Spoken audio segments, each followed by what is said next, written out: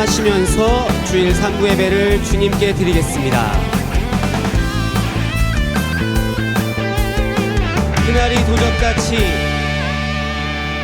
그날이 도적같이 이를 줄 너희는 모르느냐. 늘 깨어 있으라 잠들지 말아라 주님과 동행하라. 평강의 하나님이 너희를 거룩하게 하시고 영혼과 온몸이 주 오실 그날에 흠없기 원하노라. 항상 기뻐하라. 항상 기뻐하라. 쉬지 말고 기도하라. 범사에 감사하라. 이는 예수 안에서 우리에게 향하신 처음부터 박수치며 찬양하시겠습니다. 그날이 도적같이 이를 줄 너희는 모르느냐. 늘 깨어 있으라 잠들지 말아라 주님과 동행하라. 평강의 하나님이 너희를 거룩하게 하시고 영혼과 온몸이 주 오실 그날에 흠없기 원하노라. 항상 기뻐하라. 항상 기뻐하라. 쉬지 말고 기도하라. 범사에 감사하라. 이는 예수 안에서 우리에게 향하신 하나님 뜻. 찬양합니다. 항상 기뻐하라. 항상 기뻐하라. 쉬지 말고 기도하라. 범사에 감사하라. 이는 예수 안에서 우리에게 향하신 하나님 뜻이니라. 주님께 감사와 영광의 박수 돌리시겠습니다. 할렐루야. 이어서 주님께 박수 치시면서 믿음으로 주님을 찬양하시겠습니다.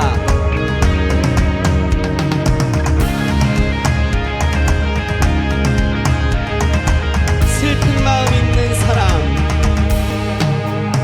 슬픈 마음 있는 사람, 예수 이름 믿으면 영원토록 변함없는 기쁜 마음. 거룩하신 주의 이름, 거룩하신 주의 이름 너의 방패 삼아라. 환난 시험 당할 때에 주께 기도드려라. 예수의 이름은 세상의 소망이요. 예수의 이름은 천국의 기쁨일세. 아멘. 존귀하신 주의 이름, 존귀하신 주의 이름 우리 기쁨 되도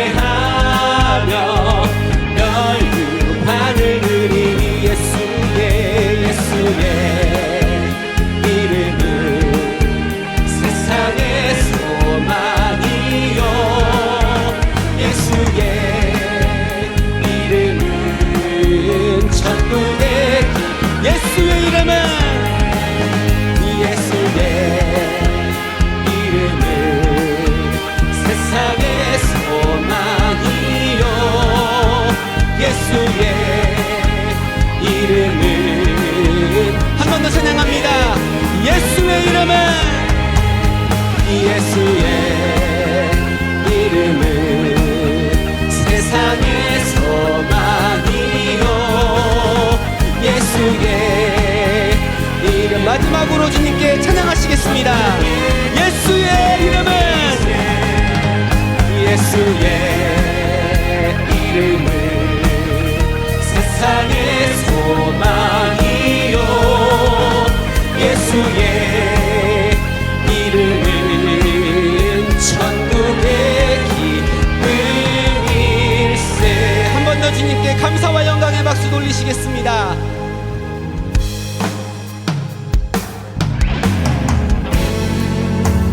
이 시간 예배를 준비하는 마음으로 가사를 생각하시면서 주님을 찬양합니다.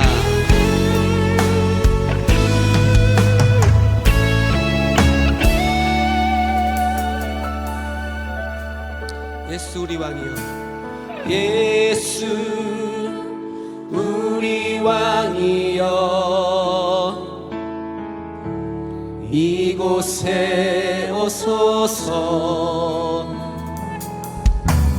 보좌로 주여 임하사 찬양을 받아 주소서 주님을 찬양하오니 주님을 경배하오니 왕이신 예수여 오셔서 좌정하사 다스리 예수 우리 왕이여 예수 우리 왕이여 이곳에 오소서 보좌로 주여 임하사 찬양을 받아 주소서 주님을 찬양하오니 주님을 경배하오니 왕이신 예수여 오셔서 좌정하사 다스리 예수 우리 왕이여 예수 우리 왕이여 이곳에 오소서 보좌로 주여 임하사 찬양을 받아 주소서 주님을 찬양하오니 주님을 경배하오니 왕이신 예수여 오셔서 좌정하사 다스리 주님을 찬양하오니 주님을 찬양하오니 주님을 경배하오니 왕이신 예수여 오셔서 좌정하사 다스리 마지막으로 찬양합니다. 주님을 찬양하오니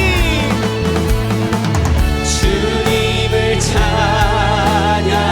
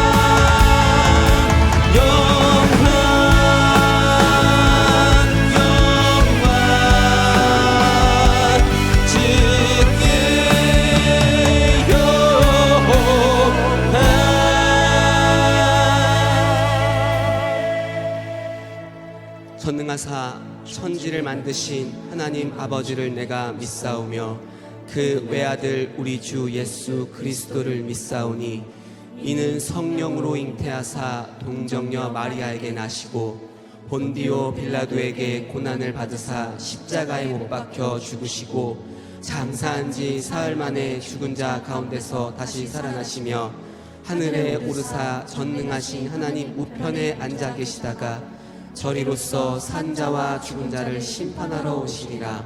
성령을 믿사오며 거룩한 공예와 성도가 서로 교통하는 것과 죄를 사하여 주시는 것과 몸이 다시 사는 것과 영원히 사는 것을 믿사옵나이다. 아멘. 다 같이 하나님께 기도드리겠습니다.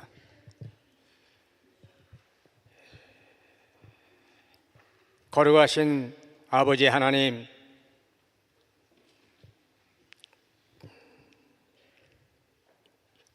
존귀와 찬송과 경배와 영광을 받으시옵소서.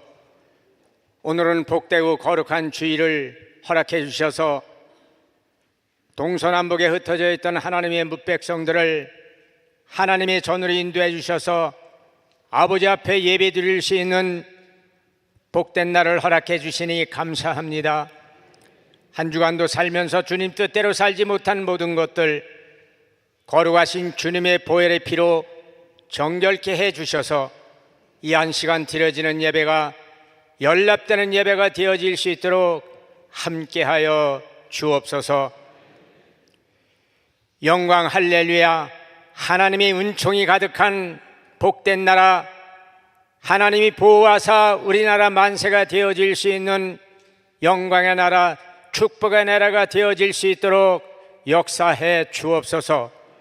우리 옥산교회를 이토록 사랑해 주시고 번성하게 해주시고 시대적인 구원의 방주 역할을 감당할 수 있는 복 있는 교회로 세워주심을 감사드립니다.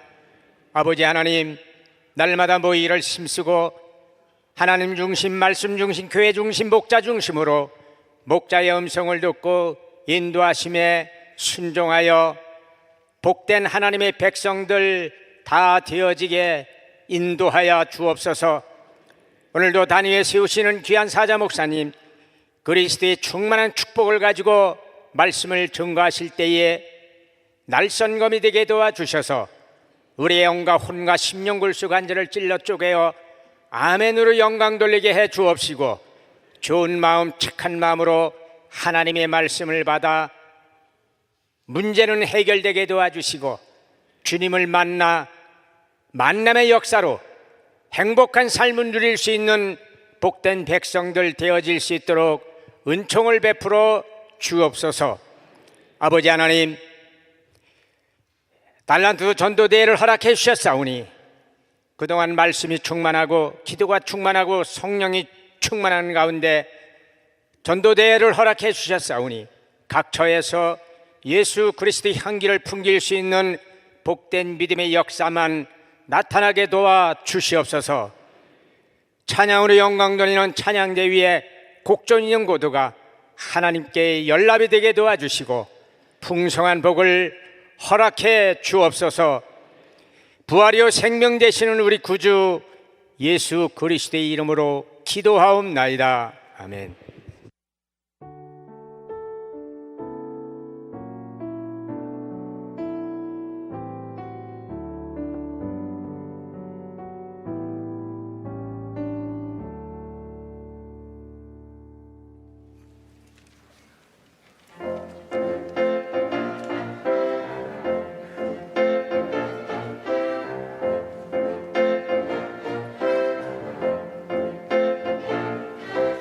참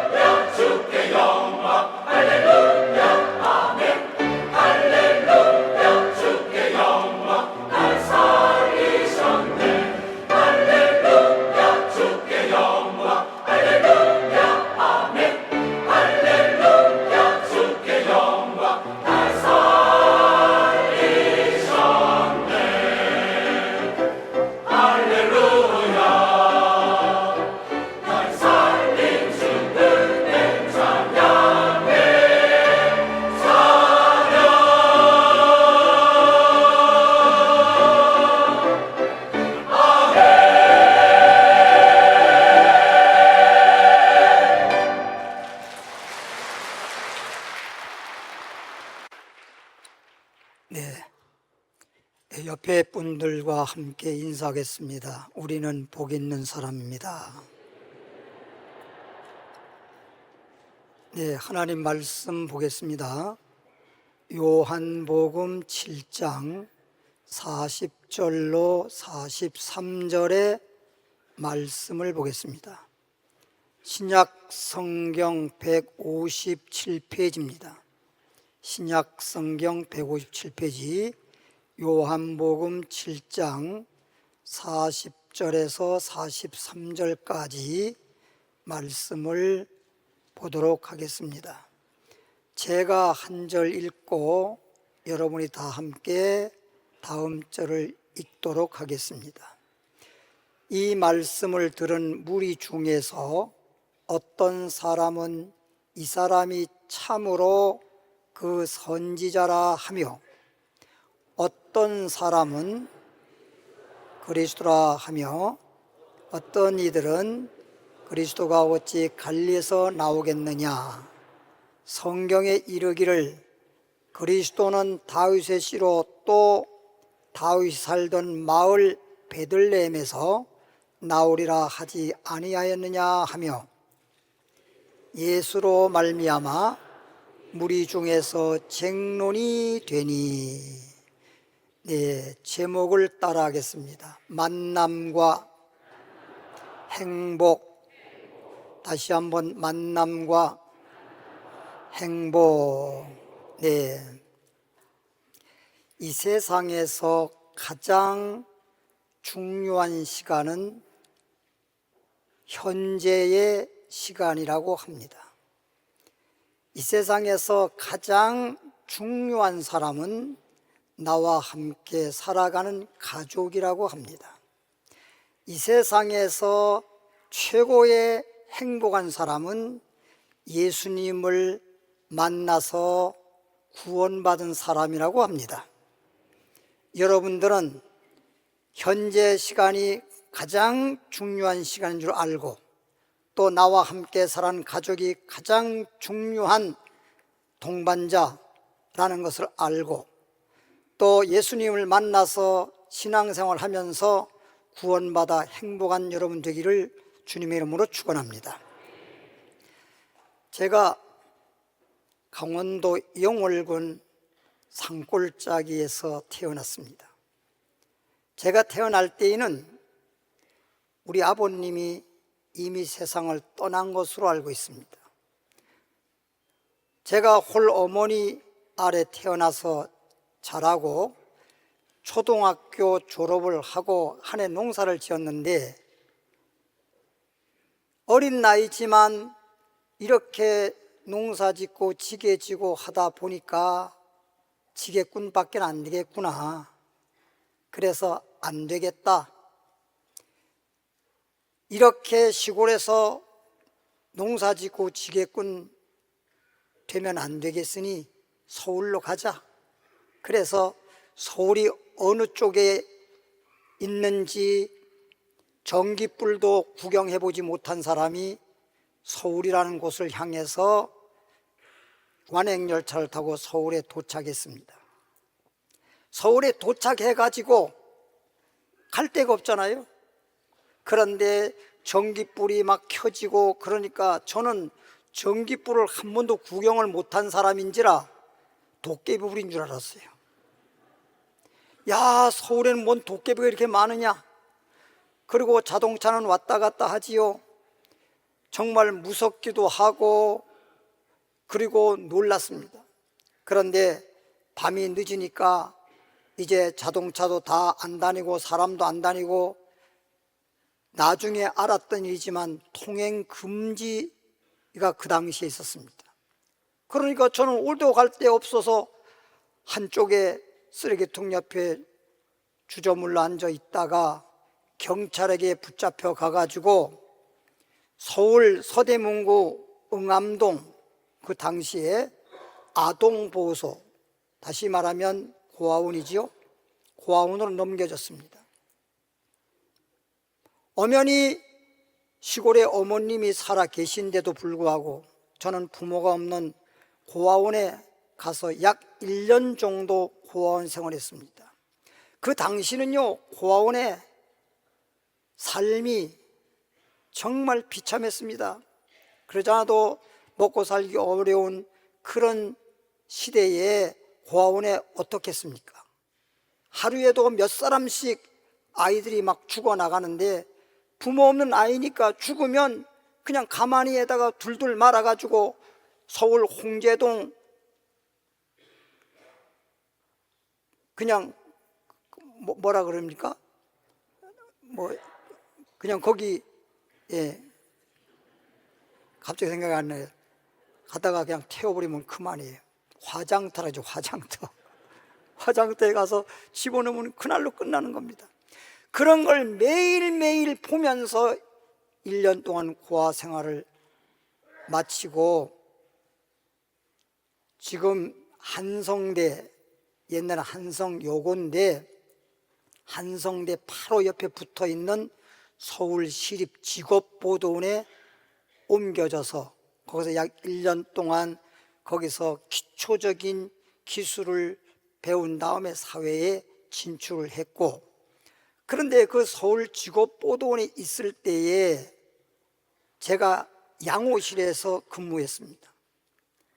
그러니까 소위 말하면 간호선생님이 계시고 그 간호사실에서 그 사람들의 아플 때 치료해 주는 보조로, 오늘날로 말하면 보조 간호사라고 해야 되나요? 그런 역할을 했는데, 그때 당시에 선생님 댁에 가정부를, 옛날엔 그냥 식모라 그랬죠, 구하려고 하는데, 마침 시골에서 우리 매형 사촌 형님의 딸 되는, 그 이름은 아름다워라 춘자 씨가 저에게 어떻게 알았는지 편지가 왔어요. 편지 한 통을 딱 받아보니까 저에게 말하기를, 서울로 성공하러 가셨는데 왜 혼자만 가십니까? 저도 서울에 가서 성공할 수 있도록 좀 서울로 이끌어 주세요 하고 편지를 했습니다. 사실 고아원 생활하는 것, 그리고 직업보도에 와서 지금 고생하고 있는 나의 형편과 사정은 모르고 그냥 서울에 가면 무조건 성공한 줄만 알고 그런 편지가 왔어요. 그래서 선생님 댁에서 가정부를 구한다고 하니까 제가 편지를 써서 오라고 해가지고 선생님 댁에서 소위 가정부 생활을 했는데, 처음에 와서 며칠 동안은 괜찮더니만 한 일주일 정도 되는데 막 그냥 달만 쳐다보면서도 울고, 아침에도 울고 저녁에도 울고, 도저히 못 살겠다는 겁니다. 시골로 다시 내려가야 되겠다는 거예요. 그래서 제가 그랬죠. 내려가지 마시오. 서울에 성공하러 왔으면 어쨌든 간에 성공을 해야 되지 않겠습니까? 서울에 왔다가 성공도 안 하고 내려가면 사람들이 뭐라고 할 거예요? 그리고 그 인생이 어떻게 되겠습니까? 힘들어도 견뎌내면서 반드시 성공한 자가 되라고. 그랬더니 이제 저를 좀 의지하면서 위로받으면서, 그래서 그 순간을 넘기니까 괜찮더라고요. 그래서 선생님 집에 있다가 저는 사회에 진출하고 선생님 집에서 가정부 생활하다가 그 집에서 그만두고 또 다른 집으로 아마 가정부로 갔는데, 그 다른 집에 간 가정부가 예수님 믿는 집안이에요. 예수님 믿는 그 집에, 소위 기독교 신앙인 집에 가서 가정부 생활하다가 교회를 나가게 됐고, 교회에 나가서 신앙생활하다 누군가가 중매하는 바람에 미군 부대에 있는 그런 아마 지역이었는데, 미군 장교와 결혼을 하게 되고, 그 미군 장교하고 결혼하고 이제 장교가 한국에 근무를 마치고, 군 근무를 마치고 미국으로 가고, 그래서 나중에 들려오는 소리를 들어보니까 그 장교가 진급이 되고 진급돼서 별을 달고, 별을 달는데 별 하나, 별 둘, 별 셋, 중장까지 됐어. 미국의 장군이 됐어요. 이 춘자 씨는 나하고 사돈간인데, 춘자 씨는 초등학교 4학년 때다 말아버린 사람이야. 학교도 졸업도 못한 사람이야. 그런데 이분이 예수 믿는 가정부, 그 집에 가정부 하는 바람에 그분을 만나고 교회에 나가서 예수님을 만나고 또 중매해서 남편을 장교를 만나서 장군 부인이 되고 교회에서는 권사님이 되고, 나중에 들어보니까 진짜 저는 그동안 그렇게 과정을 거쳐 오면서 오늘날에 와서 목사가 되고 춘자 씨는 장군 부인이 됐다는 거예요. 그래서 나중에 와서 지금에 와서 가만히 생각해 보니까 그분이 그래도 이렇게 초등학교 4학년밖에 나오지 못한 그런 분이 강원도 산골짜기 그대로 살았더라면 뻔하잖아요. 그런데 장군 부인이 되고 권사님이 되고 영육간의 복을 받게 된 것이 그래도 별것도 아닌 나 같은 자지만 나로 인해 가지고 연결돼 가지고 그렇게 됐으면 연락이라도 해야지. 그렇게 잘 됐는데도 세상에 전화 한 통도 없어. 춘자 씨, 지금 이 제가 설교하는 것을 혹시 유튜브를 통해서 들으면 연락 좀 하시오. 여러분, 사람을 만나는 것이나 또 예수님을 만나서 신앙생활 하다가 이 세상 끝나면 천국 가는 것이나 이게 다 만남에서 그 결과가 행복한 것입니다. 따라합시다. 만남과 행복. 그런데 첫 번째 말씀을 드리고 싶은 것은 따라합시다. 주 안에서 사람을 잘 만나는 것이 복이다. 예. 여러분, 이 세상에 살면서 혼자 살 수는 없잖아요. 누굴 만나도 만나는 거 아닙니까? 때로는 어떤 사람들이 그런 말해요. 참 부모 잘 만난 것도, 저는 아버지를 얼굴도 모르잖아요. 제가 태어나기 전에 이미 세상을 떠나셨는데 저희 아버님이 37살에 세상 떠났다는 그런 소리를 들었어요. 저희 어머니는 35살에 과부 되셨어요. 그 홀어머니 밑에서 좀 자라오면서 아버지란 말을 한 번도 해본 적이 없어요. 그래서 저 교회 와서 신앙생활 하면서 하늘에 계신 우리 아버지요, 하나님을 대하면서 하나님 아버지 할 때 아버지란 말을 한마디 못 해본 사람이 하나님 믿으면서 아버지 그 말에 얼마나 눈물을 많이 흘리고 마음에 감격했는지 몰라요.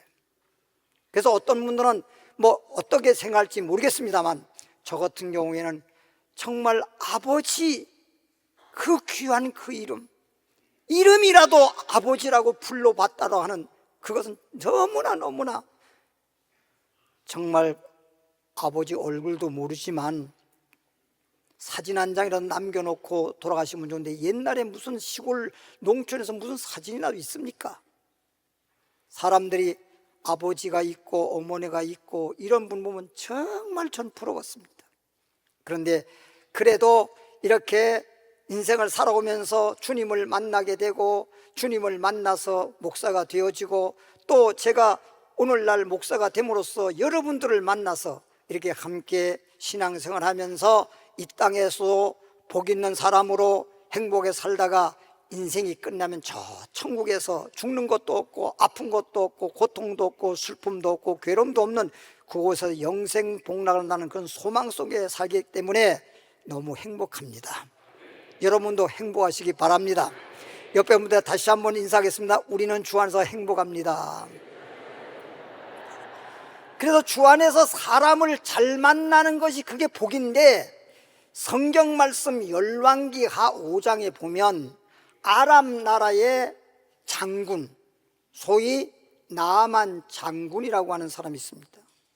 그러니까 그 당시로 말하면 나아만 장군이기 때문에 최고의 권세도 있고 또 장군으로서 여러 가지 정말 명예도 권세도 또 뭐 물질적인 문제도 정말 남부럽지 않는 그런 삶을 사는 사람이죠. 그런데 웬일입니까? 병이 걸렸는데, 오늘날에도 희귀한 병이 걸리면 못 고치는 병이 많은데, 병이 걸려서 병원에서 도저히 고치지 못하는 병입니다. 다시 말하면 문둥병이었습니다. 옛날에도 그렇지만 오늘날에도 이렇게 과학이 발달했어도요, 문둥병이 못 고쳐요. 그러니까 소록도 같은 그런 곳에 가서 격리시키고 그렇게 하지, 지금 오늘날 문둥병 고치는 거 봤습니까? 이런 문둥병이 걸렸단 말이에요. 그러니 문둥병이 걸리기 전에는 장군에다가 경제적으로나 가정적으로나 여러 가지로 봤을 때 남들이 부러워할 정도로 행복하다고 할 수 있는 그런 사람인데, 문둥병이 걸렸으니 이거 어떻게 됩니까? 장군이면 뭘 하며, 돈 있으면 뭐 하며, 아무리 좋은 집에 살면 뭐 하겠습니까? 문둥병에 걸려서 그렇게 고생하고 죽을 지경인데, 그런데 그 집에서 아내 되시는 분이 나만 장군 남편을 돌보느라고 가정일을 하기가 어려우니까, 야, 나는 남편을 이렇게 돌보고 우리 집에 가정부를 하나 두어야겠다 라고 생각하고 가정부를 두려고 하는데, 문둥병자 집에 누가 가정부 오겠어요? 그 가정부, 아무리 가정부를 구하려고 해도 오질 않습니다. 그래서 어쩔 수 없이 자기 밑에 있는 소위 종들을 통해서 국경선을 넘어 이스라엘 나라, 소위 하나님이 택한 민족 이스라엘 나라의 밤에 살며시 마치 도둑이 들듯이 어떤 집에 살며시 밤중에 들어와서 잠자는 10대 소년을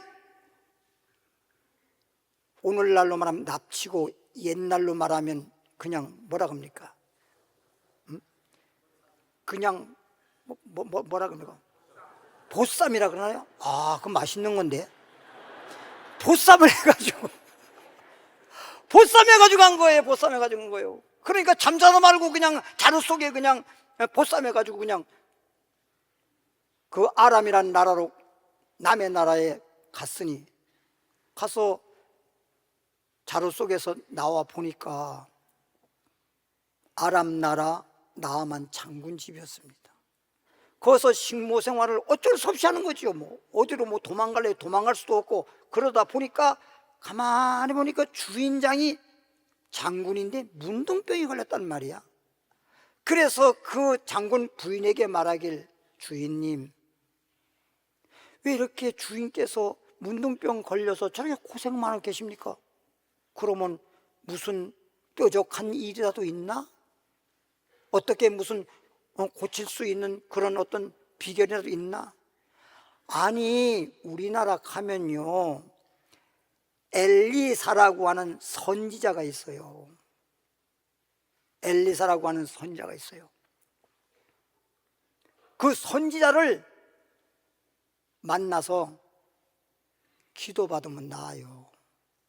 그러니까 이 주인 아내 되신 분이, 요 식모가 머리 쓰는구나, 이렇게 보쌈 돼가지고 오니까 자기 나라로 가게끔 하기 위해서 이렇게 하는가 보다, 이끼 그런 소리 하지 마라. 말도 안 되는 소리 하지 마라. 어떻게 문둥병의 고침을 받을 수 있냐? 너 다시 너의 나라로 가기 위해서 우리를 이끌고 글로 가가지고 도망가려고 하는 거지. 그러면요, 저는 여기 집에다가 마치 가두는 것처럼 집에다 두고요, 장군님하고 사모님하고 장군님 아래 군사 몇 사람하고 해서 우리나라 엘리사 선자 찾아가 보세요. 그 선지자는 말은 오늘날로 말하면 목사님이에요. 그 당시는 선자라고 그랬는데, 그래서 이제 국경선을 넘어가 가지고 선자를 찾아가서, 엘리사 선자님, 이차 저차 해서 소문 듣고 왔는데 지금 내가 이렇게 문둥병에 걸렸습니다. 그러니 정말 좋은 일 한다고 생각하고 저 좀 고쳐주세요. 그랬더니 엘리사 목사님은 나오지도 않고, 뭐 한 사람이 나만 장군이 볼 땐 목사님인 줄 알았죠. 목사님이십니까?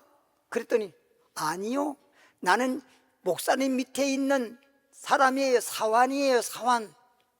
내가 지금 여기 온 것은 엘리사 목사님 만나려고 온 거지 당신 만나려고 온 게 아니에요.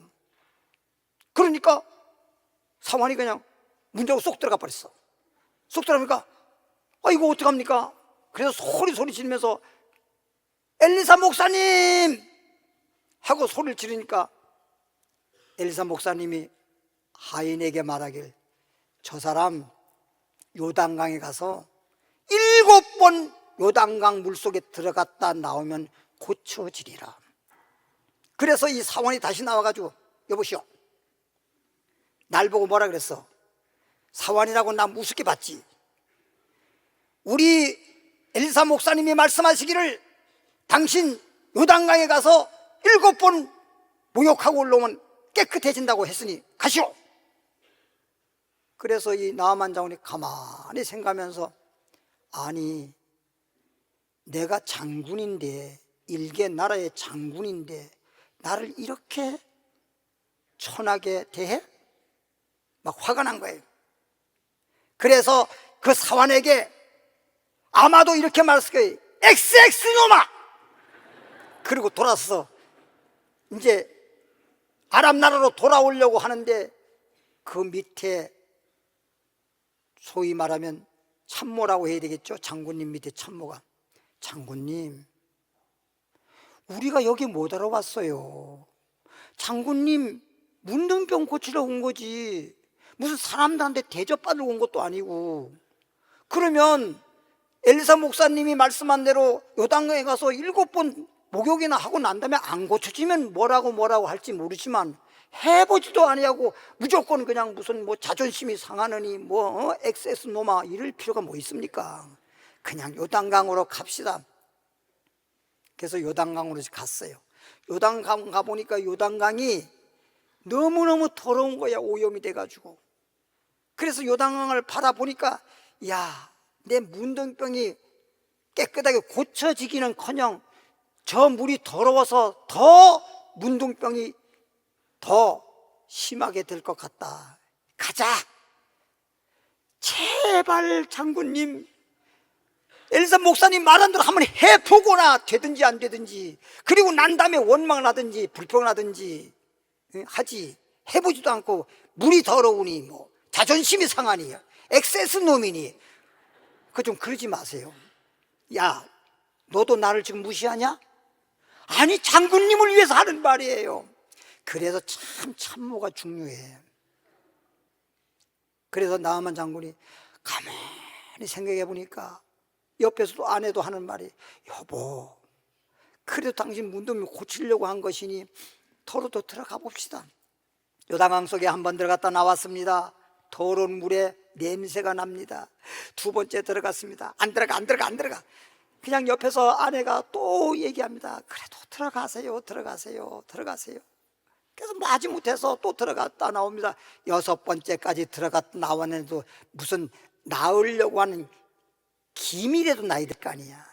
조금이라도 무슨 징조가 있어야 하는데 전혀 징조는 없고 냄새는 너무 많이 나니까 6번째 들어갔다 나온 다음에는 주저물러 앉아서 안 들어간다고. 어린아이 다리 뻗고서 막 추정 부리듯이 못 들어가. 죽으면 죽었지 못 들어가. 그러니까 아내가 그냥 그 문둥병인데도, 문둥병은 여러분 전염될 수 있습니다. 근데도 남편을 안고 사정사정하면서 눈물로, 여보, 당신 사는 길이에요. 당신이 살아야 나도 행복하지요. 아내들은 좀 이래야 돼. 그랬더니 그 아내의 말에 어쩔 수 없이 7번째 요단강 속에 들어갔다 딱 나오는데 깨끗하게 나왔더라.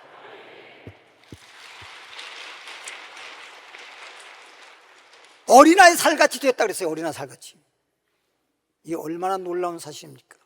이 나아만 장군이 이렇게 세상적으로는 성공한 사람이요, 세상적으로는 남부러워할 그런 사람이었지만, 누가 문둥병 걸려서 그렇게 고통받고 죽을 지경이고 불행한 사람이 될 줄 누가 알았겠어요? 그런데 어찌됐든 간에 식모를 두려고 보쌈을 해왔던 말았던 그 어린 소녀 하나를 그 집에 식모로 두고 만남으로 인해 가지고 선자 만나고 하나님 만나서 놀라운 역사가 나타났잖아요. 할렐루야. 세상에서는 이렇게 어린 소녀, 정말 그 이름도 알지 못하고 별일도 없는 그런 여인이 있지만 예수 믿는, 즉 하나님 믿는 그 어린 소녀를 만나서 고침받고 그 가정이 행복이 되었습니다. 사람 잘 만나는 거, 이거 주 안에서 축복입니다.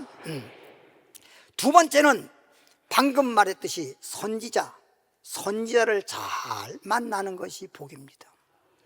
여러분, 교회를 다니더라도 신앙생활 하면서 정말 목자 잘 만나야 돼요. 선지자를 잘 만나는 게 복이다. 예. 시간이 없어서 간단하게 말씀드리겠습니다. 사무엘상 9장에 보면요, 사울이라는 청년이 있어요. 근데 사울이라는 청년인데 그 아버지가 하루는 암나귀들을 잃어버린 거예요. 그러니까 나귀를 잃어버렸으니 한 마리도 아니고 몇 마리 잃어버렸으니까, 요즘에는 아프리카 가면요, 염소 한 마리가 없어서 결혼을 못해요. 그런 지역이 있습니다. 지금도 염소 한 마리를 갖다 주고 그리고서 아내를 데려오는 이런 지금 문화잖아요. 아프리카 오지 같은 경우에는. 근데 염소 한 마리가 없어서 결혼 못하는 때인데 암나귀를 갖다 수여러 마리 잃어버렸으니 이거 어떻게 됩니까? 그래서 아버지 되시는 분이 사울 청년에게, 얘야, 밑에 있는 사환 한두 사람 데리고 나귀를 찾아오너라. 그래서 나귀 찾으려고 집을 나왔는데 며칠을 돌아다니고 먼 길을 돌아다니면서 찾아도 나귀를 못 찾아요. 그러니까 뭐라고 하냐면 자기 스스로, 야, 이러다가 나귀 찾으려다가 아버님께서 우리가 뭐 어떻게 됐는지 며칠 동안 집에 안 들어오니까 더 걱정이 많으시겠다. 그냥 못 찾더라도 돌아가자.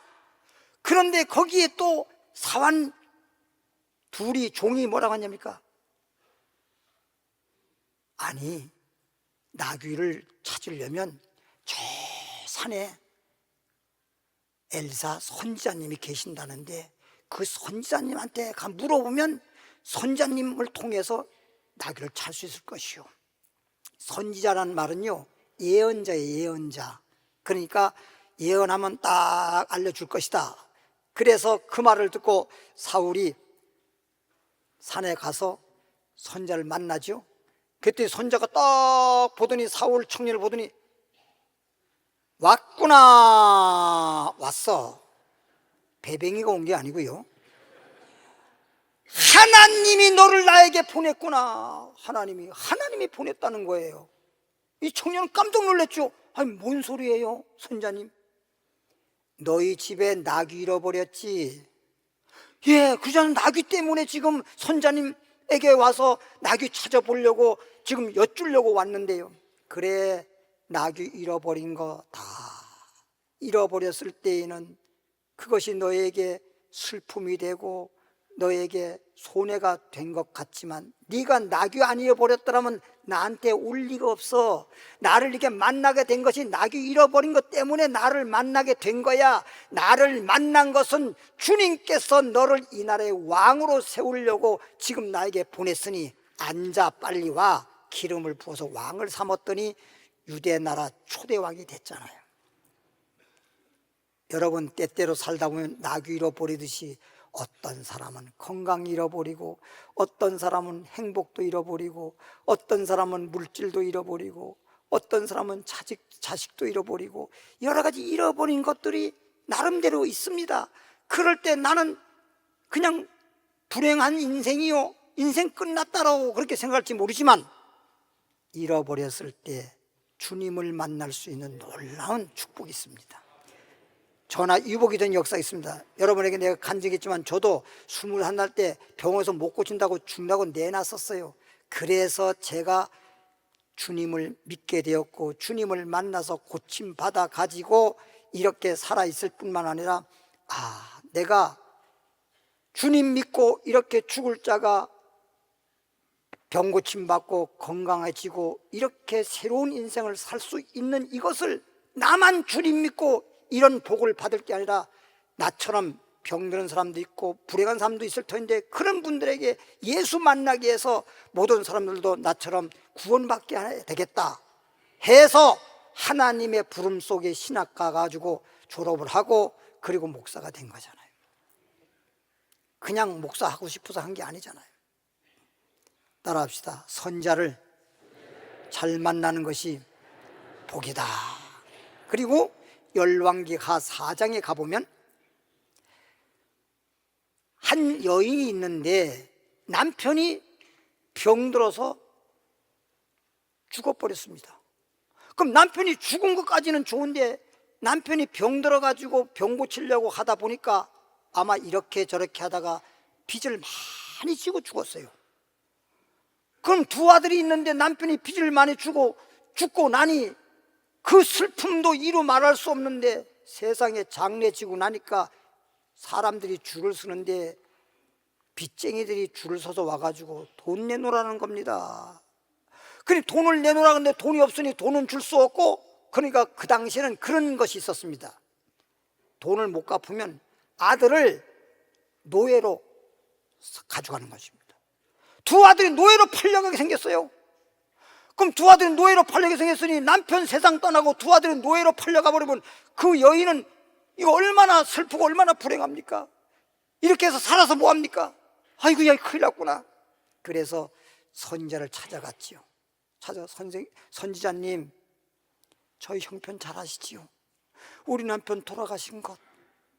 그래서 남편 돌아간 것마도 너무나도 슬프고 너무나도 정 불행한데 빚 때문에 두 아들이 노예로 팔려가게 생겼으니 어찌하면 좋을까요? 살아야 됩니까? 죽어야 됩니까? 선자가 웃으면서 하는 말이 죽기는 왜 죽어? 하나님이 계시잖아. 하나님이 계시잖아. 내가 하라는 대로 하시오. 어떻게 하면 좋을까요? 집에 뭐가 있어? 아무것도 없어요. 빚만 많고 다 없어져 버리고 아무것도 없어요. 남은 거 하나는요 기름 한 병 남은 것밖에 없어요. 나는 궁금한 게 그게 참기름인지 들기름인지 뭔지 모르겠지만 자꾸 기름 한 병 남았대요. 그래 그거라도 있으면 돌아가서 두 아들하고 동네 방네 그릇이라고 하는 건 다 빌려다가 놓고 방 안에 들어가서 그릇에다가 기름을 부으시오. 선자님 기름 부어봤자 그 기름 한 병 부어봤자 무엇 때문에 붓습니까? 기름을 부으면 하나님이 기적을 베푸실 것이오. 하라면 하라는 대로 하시오. 알겠습니다. 그리고 집으로 돌아가가지고 두 아들을 통해가지고 이 집 저 집 다니면서 다 그릇이라고 하는 건 다 빌려다가 마당에다 가득 쌓아놓고 방 안에 장자 아들을 데리고 들어가고 바깥엔 둘째 아들에게 그릇을 들여보내라 그러고 기름을 붓는데 기름이 한 병이 그냥 그릇에 가득 찰 때까지 기름이 계속 나오는 거예요. 바깥에 내놓고 다른 그릇을 또 뒤져보면 또 기름을 가득 기적이 난 겁니다. 그릇마다 다 기름이 가득 차고 이제 그릇이 없어. 어머니 이제 그릇이 더 이상 없는데요 하였더니 기름병에 기름이 그쳤더라. 깎을려도 기름이 안 나와. 그래서 다시 선자를 찾아가서 선자님 하라는 대로 했더니 기름이 그릇마다 가득한데 어떻게 하면 되죠? 시장에 갖다 팔아라. 팔고 난 다음에 빚을 갚고 그리고 남은 것으로 생활해라. 그렇게 될 수 있을까요? 해봐라. 그래서 시장에 갖다 파는데 그냥 불티나게 팔려가지고 돈을 이제 판 금액을 집에 와서 어머니와 두 아들이 방에 들어와서 그냥 돈 세는 기분에 그냥 하나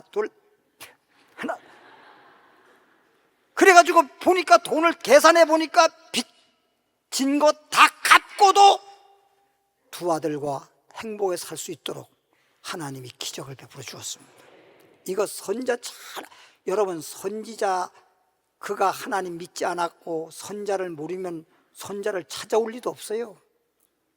주님을 믿는 사람이니까 문제가 생길 때 아픈 사람이 병원에 의사 찾아가듯이 오늘날로 말하면 목사님을 찾아가서 아이고 이렇게 우리 형편이 있는데 어쩌면 좋을 거야 했더니 놀라운 기적이 난 거예요. 세 번째, 마지막으로는 예수님을 만난 사람은 복 있는 사람이다. 옆에 분들에게 다시 한번 인사하겠습니다. 예수님을 만난 사람은 복 있는 사람입니다. 정말 최종적으로 사람은 살다가 이렇게 살든 저렇게 살다가 때가 되면 죽어요. 죽고 나면 어떻습니까? 허무하잖아요. 아무리 잘 사는 사람도 죽고 나면 다 슬피 울고 참 허무하다, 인생이 허무하다 그러지 뭐 솔직히 뭐 돈 많이 벌었다고 떠지고 갑니까? 지식 많다고 써먹습니까? 그냥 빈손으로 왔다가 빈손으로 가는 게 인생이에요. 그러니까 이런 것을 모르고 사니까 돈 하다가 어떤 사람은요, 제가 TV에서 보니까 어떤 사람, 그냥 이름은 제가 알지만 이름 얘기는 하지 않겠습니다만 연 매출이 2천억씩 올렸더라고. 굉장히 어렵게 살다가 어떻게 하다가 보니까 그냥 또 사업이 잘 되는데 그게 양면팬이라나? 그 붕어빵 굽는데 이렇게 보면 붕어빵 해가지고 하면 이렇게 뒤집으면 양면으로 돼 있잖아요. 후레이팬을 양면으로 해가지고 그 안에다 해서 고구마 찔 수도 있고 하든 하는 거 있잖아요. 양면으로. 그거를 개발한 사람이에요. 그래서 그게 불티나게 팔려가지고 연 매출 2천억씩 올렸던 사람인데 돈 많이 벌으니까 회장님하고 그냥 난리가 났죠. 예? 그런데 갑자기 몸에 이상이 생겼습니다. 병이 걸려서 이상이 생기고 나니까 그제는 돈이 다가 아니네. 그래서 그렇게 잘 되는 회사를 다 넘기고 지금 자연인이 됐어요. 자연인. 그러니까 돈이 다가 아니라니까. 근데 제가 그 TV에 나오는 걸 보면서 아이고 주님을 믿었으면 자연 그렇게 가서 살 필요가 없는데 건강 때문에 그냥 공기 좋고 그런 데 가서 산다고 지금 저러고 있는데 예수 믿으면 주님이 고쳐줄 뿐 아니라 더 행복히 살 수 있었는데 어떻게 주님을 몰라가 저런데 그걸 주소도 내가 모르겠고 말이야. 참 따라합시다. 예수 만나면 행복하다. 예수 만난 사람, 진짜 예수를 만나고 그래서 예수 안에서 살아가는 그 맛을 안 사람이 맛을 아는 거예요. 그거 외에는 맛을 몰라요. 맛을 몰라. 세상에서도 광고에 그러잖아요. 맛을 알고 맛을 보리 샘표 간장, 복덩이 엄마도 샘이 나서 샘표 간장, 입맛을 보세요 향긋한 냄새. 그 광고 못 들었어요? 얼마나 그게 꽂혔으면 그게 내가 다 지금까지도 외우고 있을까? 예? 요한복음 4장에 가보면 사마리아의 동네에 예수님이 전도하러 갔어요. 그래서 전도하러 가가지고 우물가에 가서 또 앉아 있는데 마을에서 한 여인이 물동이고 물기로 온 겁니다. 한 여인이 물동이로 갔어. 그런데 우리 어렸을 적만 하더라도 우리 어머님 샘물에 가서 물동이고 물길러서 물동이고 집으로 돌아오다가 길에서 외간 남자 이렇게 마주치면요 물동이고 딱 돌아서고 지나간 다음에 왔어요. 옛날에 그랬어요. 서로 얼굴 쳐다보고 요즘처럼 이러지 않아요. 그랬는데 지금으로부터 2000년 전에 예수님 당시에 여인이 물동이고 우물가에 오니까 한 남자가 외간 남자가 앉아 있는데 정말 어떻겠습니까? 그냥 우물 속만 들여다보고 물을 길르려고 하는데 예수님이 여보시오, 저 물 한 그릇만 주시오. 그렇게 말한 거예요. 가만히 옆으로 보니까 사마리아 사람하고 이스라엘 유대 사람하고는 생김이 달라요. 오늘날 우리 동양인하고 서양인하고 생김이 다르잖아요. 유대인하고 사마리아 사람들은요, 유대인 사람들이 사마리아 사람들 짐승 취급해요. 그렇게 무시하고 막 그래서 상종을 안 하는 그런 유대인 사람이 마치 유대인답지 않게 물 한 걸 달라고 청하는 거예요. 그래서 속으로 참 오래 살다 보니까 별일 다 있네. 저 사람 우리하고 상종도 하지 않고 우리도 쳐다보기도 싫은데 어찌해서 오늘 그렇게 물을 달라고 그러지? 오래 살다 보니까 별꼴이야. 그렇지만 물 한 컵 달라는데 야박하게 물 한 그릇 안 줄 수는 없잖아요. 그래서 물을 떠서 그냥 고개는 돌리고 드세요. 여기 쳐다보고 드세요 그랬어. 그랬더니 예수님이 물을 받아 먹고 고맙다고 해야 되는데 물을 받아 잡수지 아니하고 내가 주는 물을 먹고 나면 목이 마르거니와 내가 너한테 줄 물이 있는데 내가 주는 물은 먹고 나면 영원히 목마르지 아니하리라. 여자가 여기서 어떤 생각했어요? 어머머머, 이상한 사람이라는 거예요. 이상한 사람이에요. 아니 영원히 목마르지 않은 물이 어디 있냔 말이야. 나를 갖다 농락하는 거예요. 지금 뭐 하는 거예요? 그런데 이 여인이 인생을 오래 살았기 때문에 젊은 사람 같으면 화부터 냈겠지만 그래 내가 물을 주고 그 물을 달라고 했을 때 물을 만약에 안 주면 그때 콧구멍을 찢든지 귀살을 갈리든지 해보자. 그러면서 뭐라고 말했습니까? 그 물을 저에게 주십시오. 그랬더니 예수님이 내 남편 데려와라? 아니 물 주면 좋지 또 남편을 왜 데려오래? 그래서 이 여인이 그랬어요. 우리 남편은 없는데요. 내 말이 맞도다. 그런데 너가 시집을 5번 갔었어. 처음 본 남편인데 자기가 일평생에 시집을 5번씩 갔다고 하는 걸 지금 말을 하고 있는 거예요. 그리고 지금 현재 살고 있는 남편도 네 남편이 아니야. 이 말은 무슨 얘기냐면 남편으로서의 역할을 못한다 이거예요. 그러니까 너가 고생이 많다. 거기서 그냥 뿅 가버린 거예요. 이 사람은 보통 사람이 아니야. 속에서 생각을 그냥 유대인 사람으로만 알았는데 이분이 선지자인가 보다. 예언가인가 보다. 어머머. 그래서 뭐 고개를 숙이면서 그러면 어떻게 하면 좋을까요? 너 물을 주려고 한다고 내가 너에게 물 준다고 했지. 내가 주는 물을 먹으면 영원히 목마르지 않는다고 했지. 그 물을 준다고 하는 자가 누구인 줄을 너가 알았다면 내 속에서 영생의 샘이 솟아나리라. 그럼 이분이 누구지? 그런 것은 내가 소문 듣기로는요 메시아라고 하는 분, 소위 그리스도라고 하는 분이 오면은 자세히 알려준다고 하던데. 그렇게 말하니까 내가 지금 뭐라고 했니? 메시아라고 했니? 그리스도라고 했니? 내가 메시아요 그리스도니라. 깜짝 놀랐어요. 처음엔 유대인으로 알았다가 그 다음에는 말씀을 듣다 보니까 선지자 예언가인 줄 알았다가 그 다음에 그리스도를 만난 거예요. 어디에서? 우물가에서. 그런다고 여러분 예배 끝나고 우물가로 가지 마세요. 주님을 만난 거예요. 이야 이게 웬일이니. 그때부터 마음속에부터 시집을 5번 6번까지 살면서 얼마나 슬프고 얼마나 불행한 여인이었습니까? 진짜 세상 말로 하면 팔자 센 여자예요. 그런데 예수님을 6번씩 남편 만나도 그렇게 불행했는데 예수님을 만나고 그리스도라는 걸 알고 나니까 이 속에서 기쁨의 샘이 솟고 얼마나 행복한지.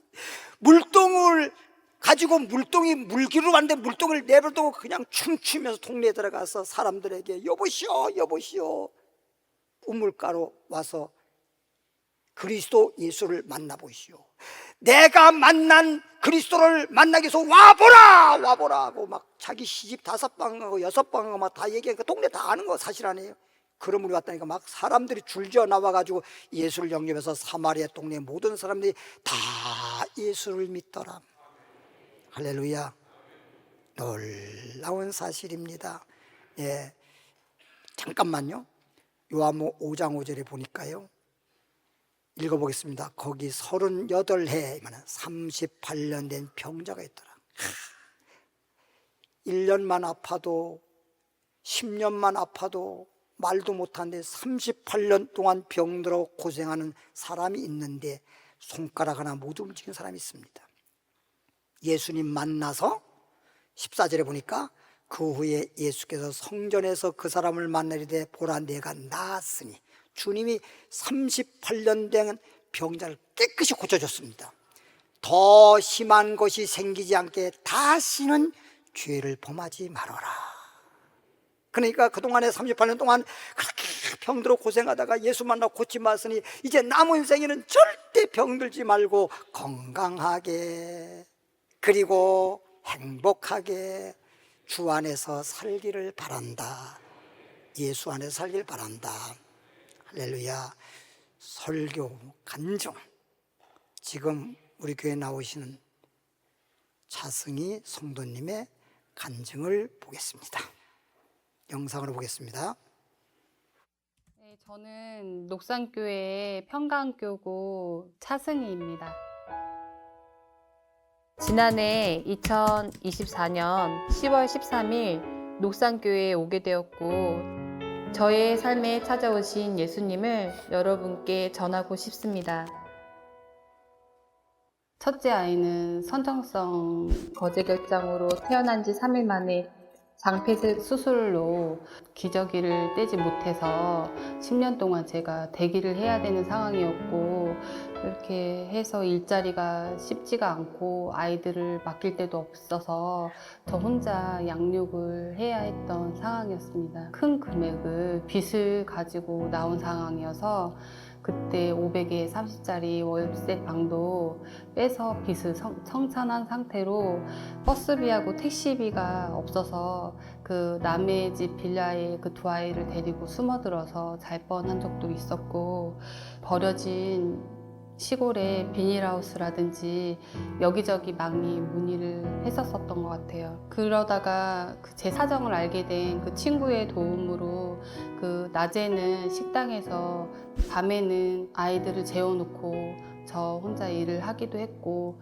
5가지의 일을 번갈아 가면서 아이들을 양육하면서 그렇게 키웠던 것 같아요. 아이가 전화 와서 엄마 무서워 이렇게 하면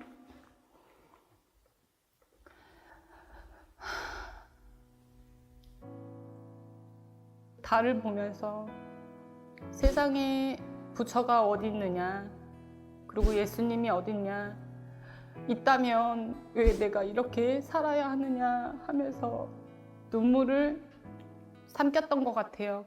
근데 그날 이후로부터 저한테 모든 일들이 일어났다는 거를 저는 모르고 살았어요.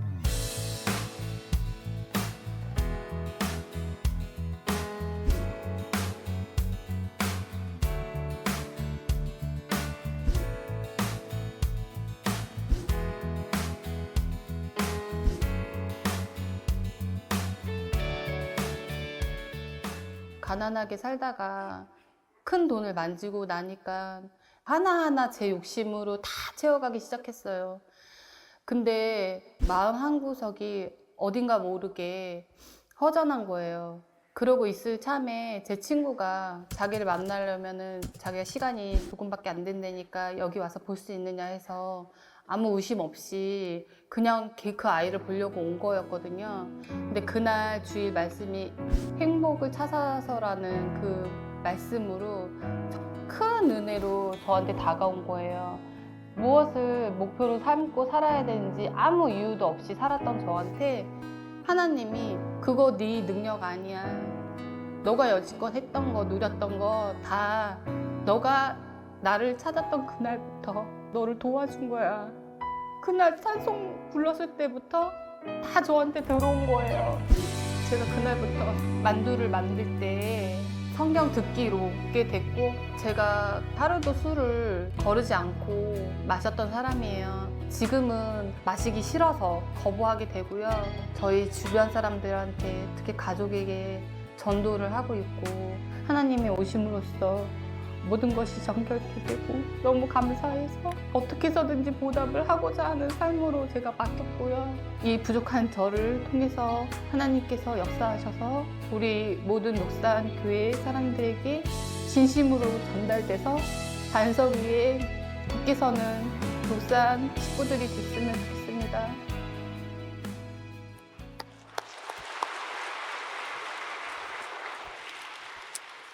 예, 이게 뭐 시간상 좀 짧게 줄여서 이렇게 핵심 부분만 말씀드리는데, 정말 아이와 살면서 있을 곳이 없어서 그냥 비닐하우스 속에 어디 가서 그냥 자려고도 했고, 또 여기서 좀 잘라내긴 했지만 그냥 전철역에 가가지고 그냥 뛰어내려서 차에 치여서 죽을까도 했고, 막 이런 어려움들이 너무 많았더라고요.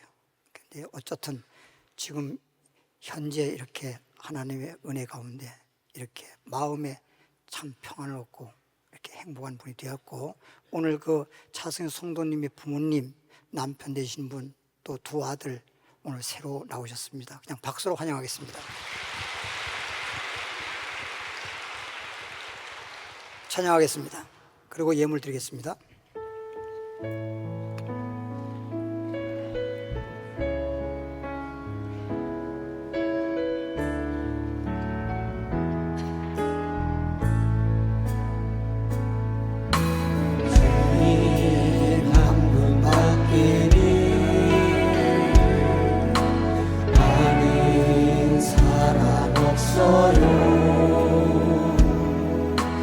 가슴 깊이 숨어 있는 주를 사랑하는 나, 주님 한 분밖에는 기억하지 못해요. 좋은 주를 만난 고백하던 말, 나는 행복해요. 죄사함 받았으니 아버지 그 맘에서 떠나 살기 싫어요.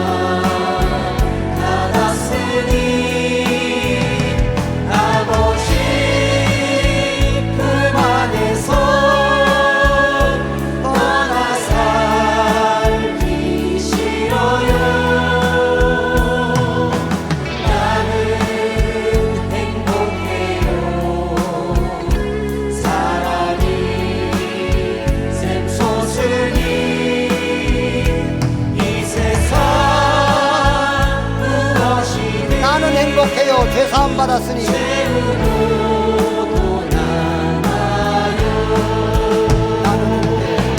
나는 행복해요.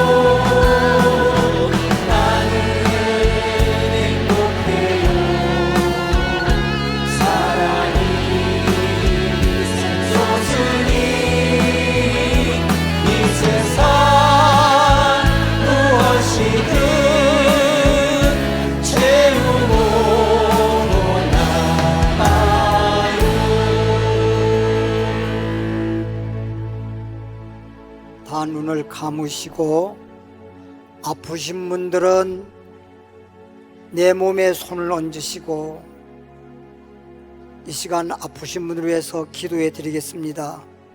그리고 어렵고 힘들고 그런 분들은 가슴에 손을 얹으시고, 그런 모든 문제가 다 해결되고 내 소원한 바가 이루어지기 위해서 가슴에 손을 얹고 기도 받으시기를 바랍니다.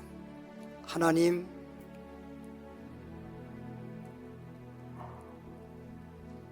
이 세상에 태어날 때